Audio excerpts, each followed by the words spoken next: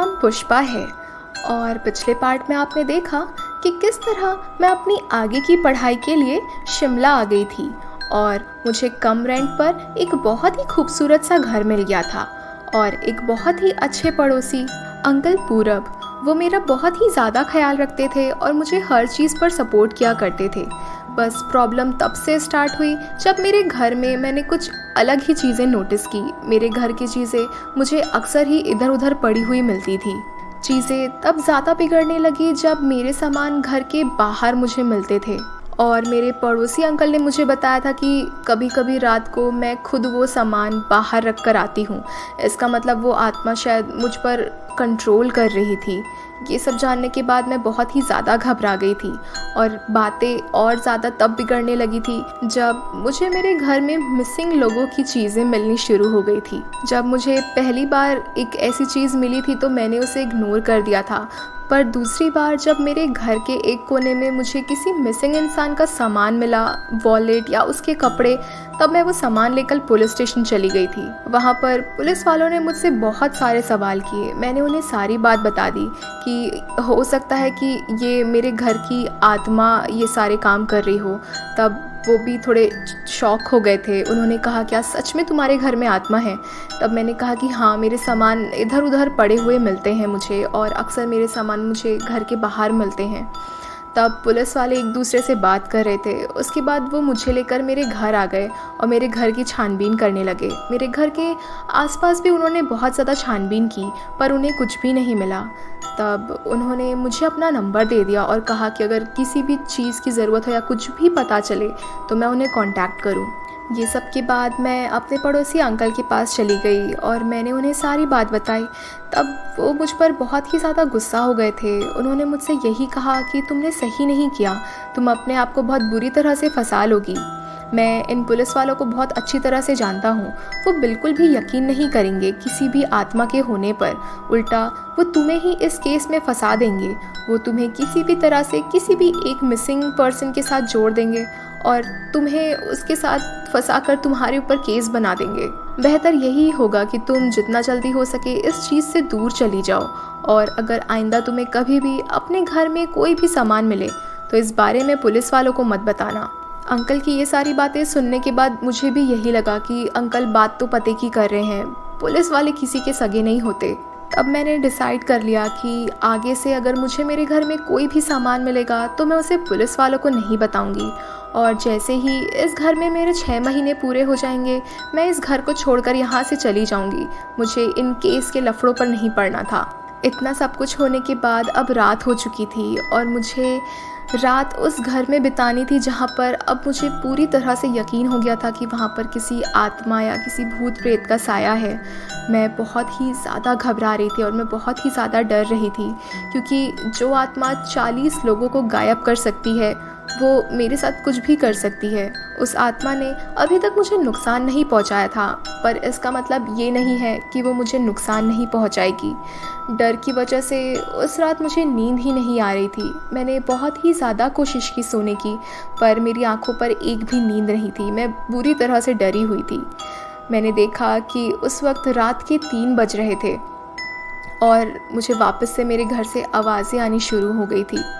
मुझे कभी ऐसा लगता जैसे कि मेरी खिड़की के पास कोई है या मुझे कभी ऐसा लगता जैसे मेरे रूम के दरवाजे के पास कोई है।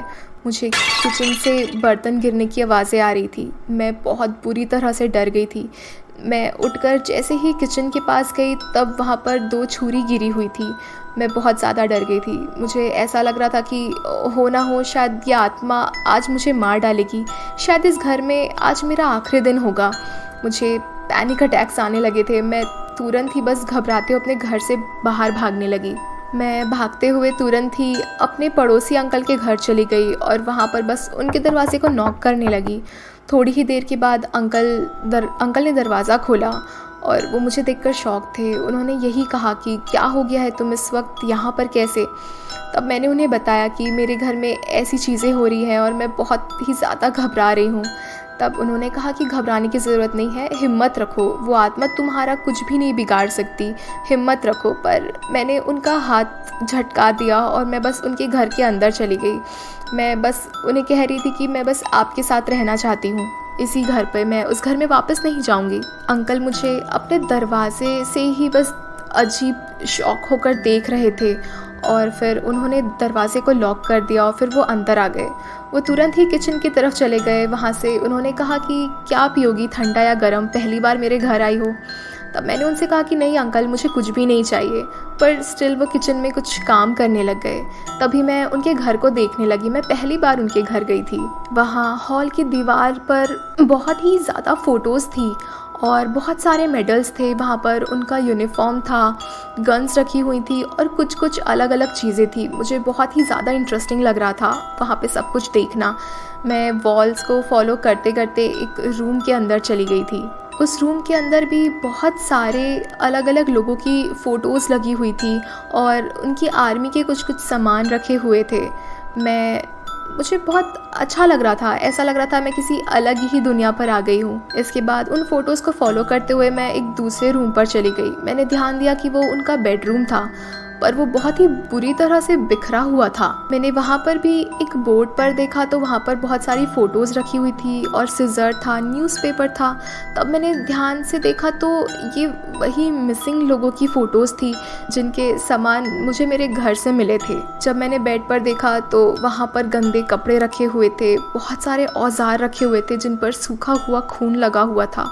मैं घबरा गई थी। मैं समझ गई ये सब अंकल का ही काम है। मैं तुरंत घर के दरवाजे की तरफ भागने लगी, पर दरवाज़ा लॉक था। जैसे ही मैंने पीछे पलट कर देखा तो अंकल वहाँ पर बेसबॉल बैट लेकर खड़े थे। मैं समझ गई कि अब वो मुझे नहीं छोड़ेंगे, पर मैंने ध्यान दिया कि बाजू में खिड़की थी। मैं उसी से ही खिड़की से निकल कर वहाँ से भागने लगी। मैंने देखा तो अंकल मेरे पीछे ही आ रहे थे। घबराते हुए मैं अपने घर के अंदर चली गई। अपने अंदर जाकर जैसे ही मैं अपने रूम की तरफ जाने वाली थी, मैंने देखा अंकल मेरे घर के अंदर आ गए हैं और उन्होंने दरवाज़ा बंद कर लिया है। उनसे अपनी जान बचाकर जैसे ही मैं किचन की तरफ भागी तो वहाँ पर मैं लॉक हो गई थी। वहाँ पर कोई खिड़की या कोई भी दूसरा दरवाज़ा नहीं था। अभी अपने आप वहाँ पर एक चाकू नीचे गिर गया। मुझे ऐसा लगा जैसे कि ये उस आत्मा का काम है। जैसे ही वो अंकल मेरे पास आए, किसी चीज़ ने उन्हें पीछे की तरफ धक्का दे दिया और वो गिर गए। मुझे लगा यही मेरा मौका है और मैं भागते हुए घर से बाहर निकल गई। बाहर निकलते ही मैंने पुलिस को कॉल लगा दिया और रोड पर मैं करीब 15 मिनट तक भागती रही। बीच रोड में ही मुझे पुलिस वाले मिल गए थे। मैंने पुलिस वालों को सारी बात बता दी। मैंने उनसे कहा कि हो सकता है अभी तक अंकल मेरे घर से निकलकर भाग गए हो, पर जैसे ही हम घर पहुँचे वो मेरे घर से निकल ही नहीं पाए थे। हमने उन्हें देखा कि वो दीवारों पर, खिड़कियों पर बस अपने डंडे चला रहे हैं। एक ट्रेंड आर्मी ऑफिसर मेरे घर से नहीं निकल पाया था, वो मुझे पकड़ नहीं पाया था।